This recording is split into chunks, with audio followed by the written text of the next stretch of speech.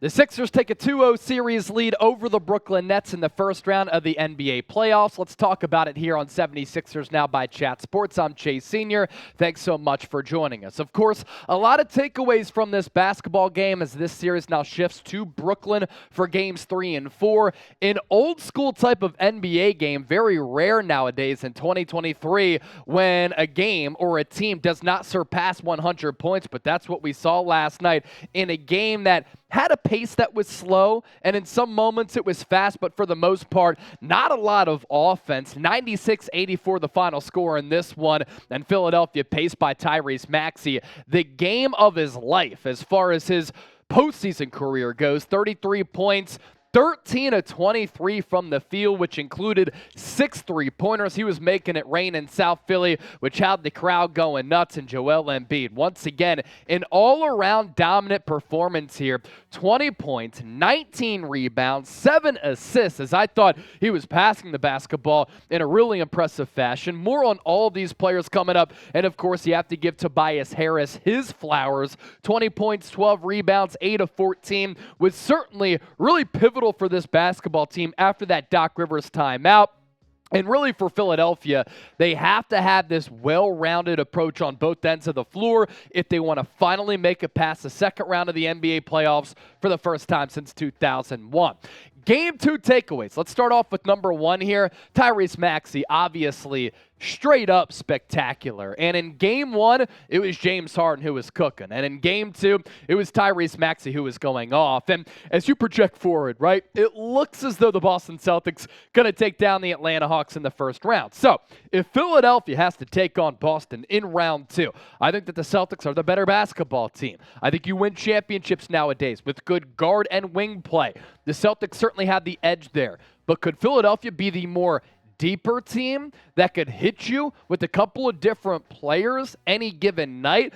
And if that's the case, then Tyrese Maxey can have to rise up to the occasion. And if he can have a couple of these types of games in the second round against a team like Boston, the Sixers' chances of making it to the Eastern Conference Finals, a la the Final Four, really do improve. 33 points, 13 of 23, 6 of 13 from downtown, plus minus a plus 17 on the night for Philadelphia's young king.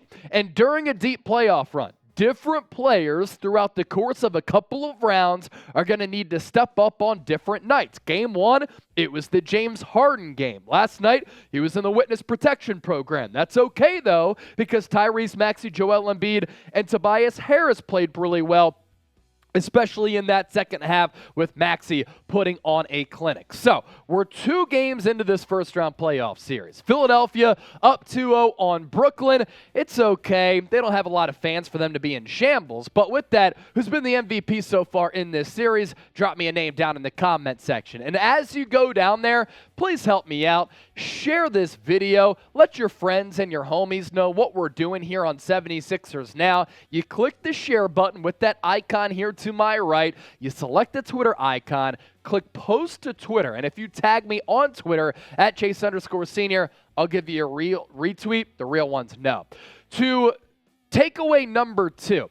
Joel Embiid is playing like an MVP, and he's doing for Philadelphia what Nikola Jokic would never do for the Denver Nuggets because he's been so good on both ends of the floor. Elite offensively, elite defensively. Nikola Jokic usually only elite on the offensive end of the floor. More thoughts on that and plenty more coming up, so keep rocking in the saddle with us. But first, Joel Embiid. On his way to winning NBA MVP, I would imagine. If you want a City Edition jersey, you can find it at chatsports.com/76jersey. Also, if you use that link, a lot of other really good deals on the site as well if you're trying to get swagged up and swagged out during what we hope is going to be a deep Sixers playoff run. For Embiid last night, 20 points, so he has not surpassed 30 points yet in this playoff series, not reaching his regular season average, but that's okay because his fingerprints are all across the floor, all across the game in a variety of areas. Great rebounding effort last night with 19 boards,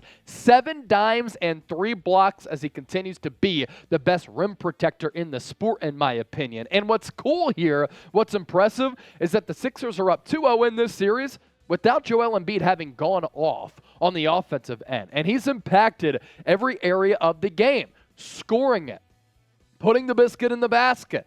Good distribution skills, really good defense, and what's really stood out to me the most, especially in Game 2, as the Nets took upon a defensive strategy that we've seen a lot of teams try to duplicate and replicate throughout the NBA playoffs, is that they tried swarming Joel Embiid with a lot of double teams. It did not work. Now, a couple of years ago, when Embiid would get double teamed, he'd get flustered. He'd make an errant pass. It would lead to a turnover. Points on the other end for the opposition. But you can tell that Embiid has worked on it, that the game has slowed down for him, and he's much more comfortable when teams do double team him, as evidenced by the 7 dimes, but also it's about time basketball starts counting hockey assists, right? Because he'd make the right pass and right decision, which would then lead to another pass to a wide open shooter to drain a shot from anywhere on the floor.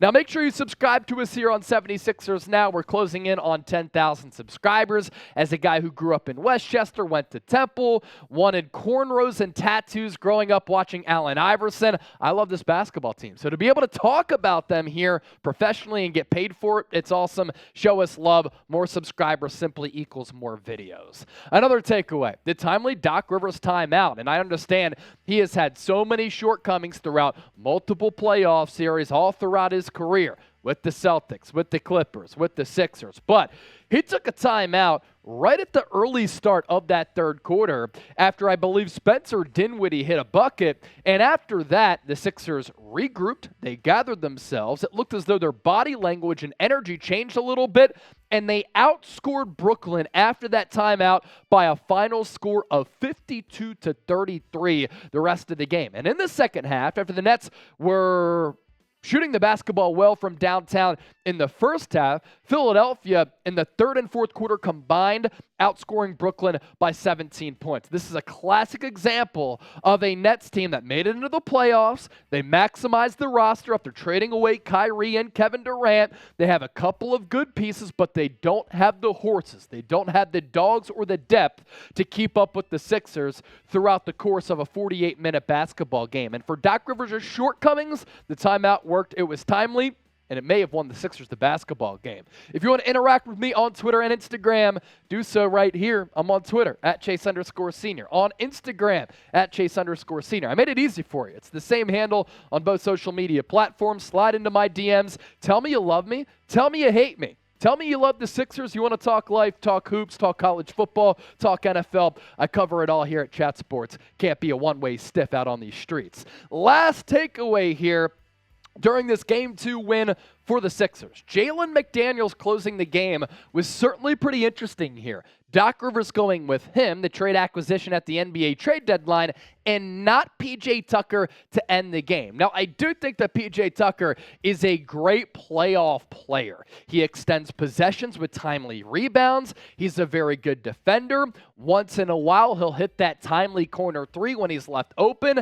Had a big three last night as the Sixers were trying to come back on the Brooklyn Nets, but McDaniels gives you a little bit more speed, a little bit more length, a little bit more juice, pop athletically. I thought it was interesting how he closed that game out. My final thoughts here. The Sixers are going to have multiple players showing up as they advance into the second round. There's no way they lose this series, right? But I've deemed the Sixers the second round Sixers because they have not escaped the second round since 2001. And to go up against a team like the Celtics that I think has more star power and has the mental edge on Philadelphia, the Sixers are going to have multiple players stepping up every single night throughout the course of that playoff series to take down a team like the Celtics that is in the memory bank for Philadelphia and has that mental edge. You continue to play like this, you get some confidence and swagger and momentum going into that second round, maybe this is a career-defining playoff run for Joel Embiid and James Harden, two players who have failed to make very deep playoff runs and are still looking for an NBA championship. So can the Sixers pull off the sweep? Our last poll question for today's show. Give me a yes. Give me a no. Subscribe to the show. Give me a real one roll call down in the comment section if you're still rocking with us, and we'll catch you next time here on 76ers Now.